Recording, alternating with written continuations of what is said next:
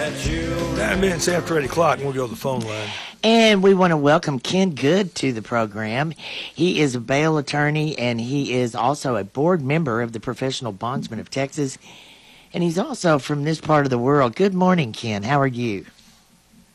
Good morning. It's great to talk to you. It's good, doing well. Is Underwood still open? Yes, it is. Hey, it's where every time we wanted to go eat and have a big dinner or a big lunch, that's where we went when I was growing up. He's a graduate of Hardin-Simmons University. And well, we're sorry about that. You could have gone to higher paying.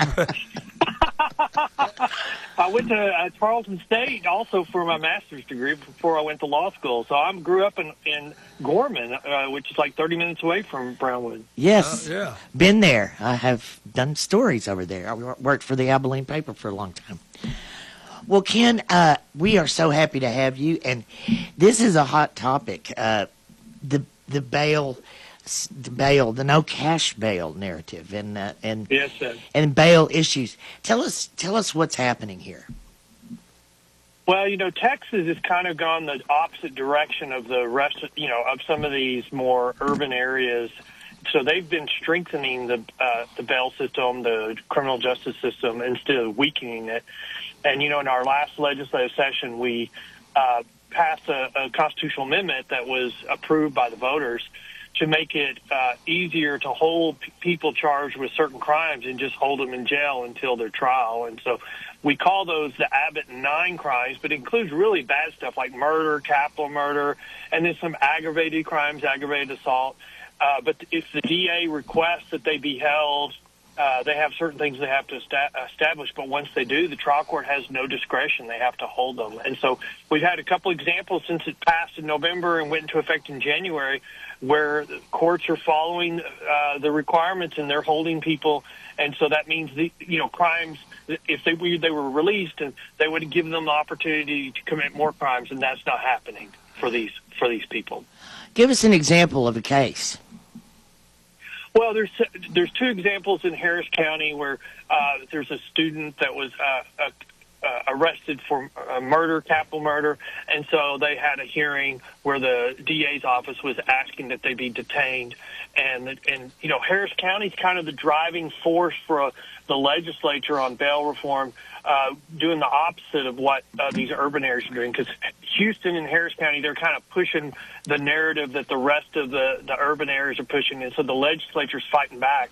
And it was 2, Harris County judges or courts that followed these new requirements. So even Harris County's following the the Texas legislature, and not, what these urban areas are pushing across the country. Finally.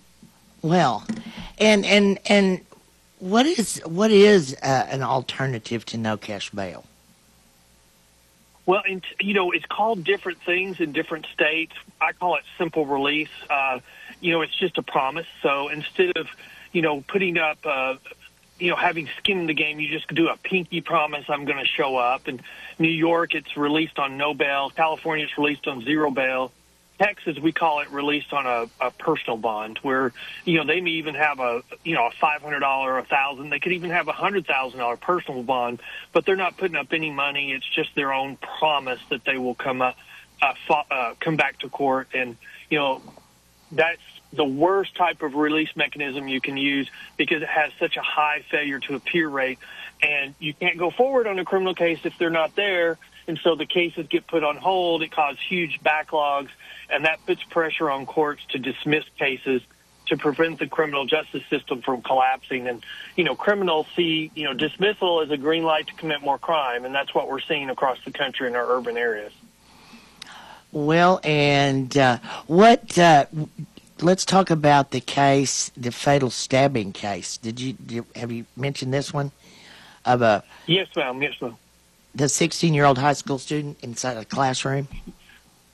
Yes, ma'am. That was the first case in Houston where a student was accused of a substantial crime. We call these the Abbott 8 crimes because there are 8 specific crimes set out in the Constitution.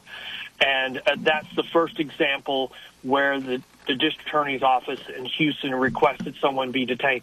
And you gotta understand, a student, for the urban areas, for these soft on crime people, that would be a person. Oh, we need to release them. They're a student, and so for having a Houston Harris County judge follow this new law and not do the soft on crime release in this situation. Harris County got so bad where I was arguing that, if you got accused of murder, you get released, and some people being released on a personal bond, and then they commit murder again, and then they'd finally be held. It's like, the dog gets one free bite before they're held dangerous. It's like you got one free murder in Houston, Texas before they'd hold you in custody. Gosh. That is unbelievable. And so these are the first real tests of this legislation, right? Yes, ma'am. So the new constitutional amendment went into effect January, and we're still in January right now. So it's weeks into going into effect, and we finally have courts doing what the legislature has asking them to do in Houston, Texas. Now, Ken, was this more prevalent than, and I do mean the release on the PR bond or whatever, is that more prevalent in the large cities rather than in the more rural areas? Yes, ma'am.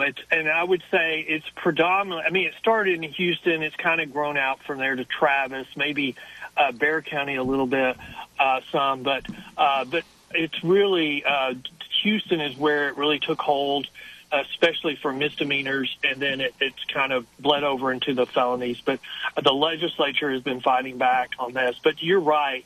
On a lot of these offenses, the majority of the state of Texas, you would have not been released on a bond to begin with, or your bond would have been so high that you would have not been able to be released. Well, I kind of get where the idea is for the local jail or anybody else, even the prison, is not designed to be a pauper's prison where you're in there just because you don't have any money.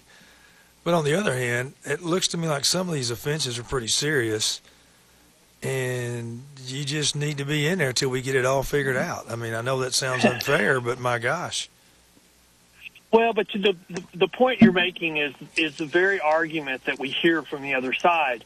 But the way they're using the argument is to tie the hands of the judges. So they make what sounds like a reasonable argument. We're not a pauper's jail, but then they tie the hands of the judges and say, well, if you're charged with these crimes, then you have to release them.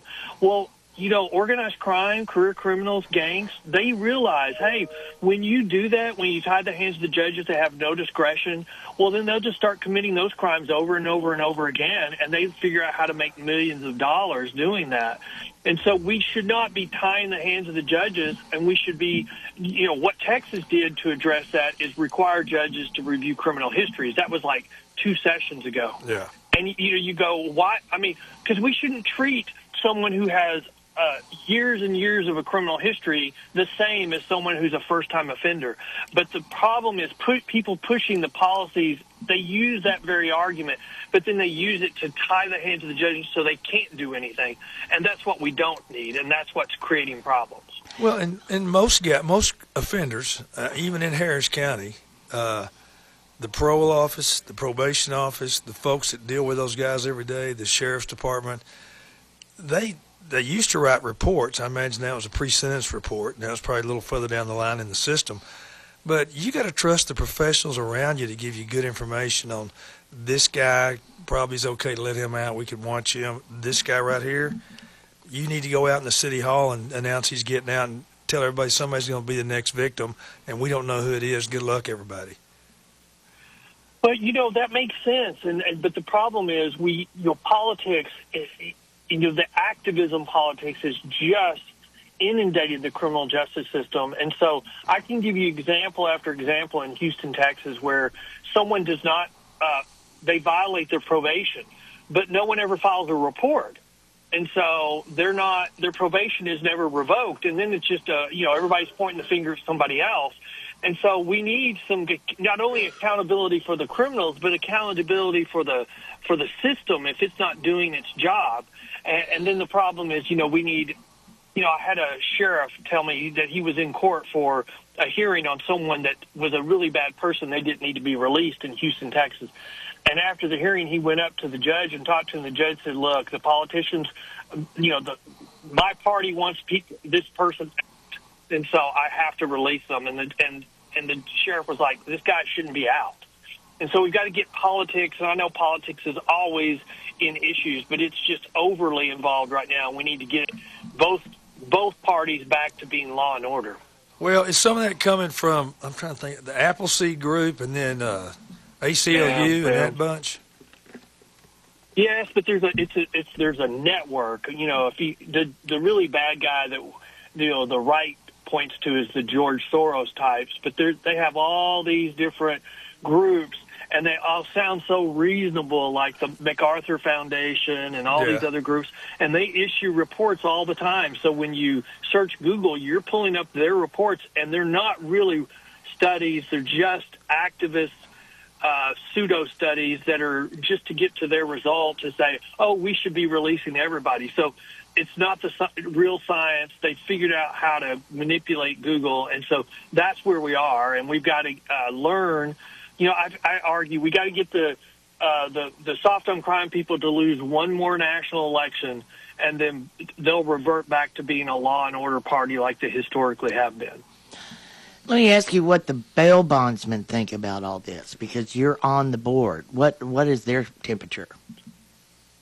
Well, I mean, the bonding industry supported this constitutional amendment, and the bail industry doesn't make money when someone stays in jail, but usually, the bail industry in Texas is still responsible for 83% of all releases in Texas, according to the most recent stat from the Office of Court Administration. So anything good for the criminal justice system is usually good for the bail industry because they're so intertwined. The bail industry has such a low failure to appear rate. You want to rely upon the private industry as much as you can, because that's what gets people to court, that gets your cases resolved more quickly, and it also gets justice to victims faster. These simple release mechanisms have a humongous failure to appear rate, like in Houston, an 83% failure to appear rate. In California, they use them for misdemeanor courts, and I did a podcast with a DA, said they had an 80% failure to appear rate on misdemeanors across the state. And, Illinois, where they ended cash bail, there was a recent study that they had over a 70% failure to appear rate on using the simple release. So it's just a disaster when you do it, and then the politicians have no choice but to try to cover it up or belittle it because they were the ones arguing for it. And Ken, what other states are likely to follow Texas' lead on this? Well, we're seeing a lot of other states that tried things start rolling it back. New York did, embrace these simple release mechanisms, but it has been such a disaster. They've rolled it back 3 times now, and they're talking about in this election. The governor said last time we're done. We're not going to roll it back again. But now in the current governor's election, she's now saying she's open to further rollbacks. Alaska tried it and immediately rolled it back and said it was a failure. So wherever it's been tried, they have either rejected it or they're starting to question it if they're not already rolling it back. All right. Well, thank you for setting us straight and giving us some really good information as this rolls out in the state of Texas. Ken Good, he is a bail attorney, and he is from this part of the world, and we're so happy to have you on the program this morning, Ken. Thank you so much. Oh, well, thank you so much for having me. If you ever come through here, I'll take you to Underwood, but you got to give me about an hour's notice. Well, I'll certainly do that. All right, thanks a lot. Thanks, Ken. Bye, guys. You bet.